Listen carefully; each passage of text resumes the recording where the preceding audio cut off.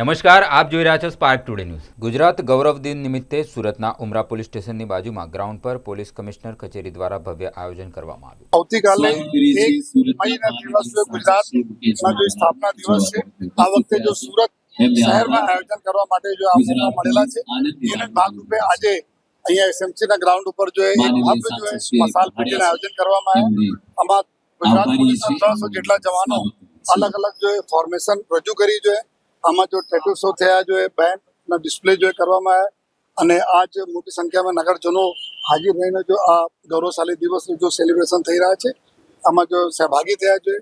આજે તમામ deputy CM સાહેબ, અમારા માનનીય ધારાસભ્યશ્રીઓ જો માનનીય ડીસી સાહેબ और તમામ જો ઉચ્ચ અધિકારીઓ પદાધિકારીઓ અને સાથે નગરજનો અહીંયા હાજર હતા જો અને હું આ રિક્વેસ્ટ કરવા માંગી છે, આવતીકાલે જ્યારે સ્થાપના દિવસ છે, એક ભવ્ય પરેડનું આયોજન વાઈ જંકશનથી સ્ટાર્ટ થઈને લાલભાઈ કોન્ટ્રાક્ટર સ્ટેડિયમ તક થવાના છે 5:30 વાગે સાંજે।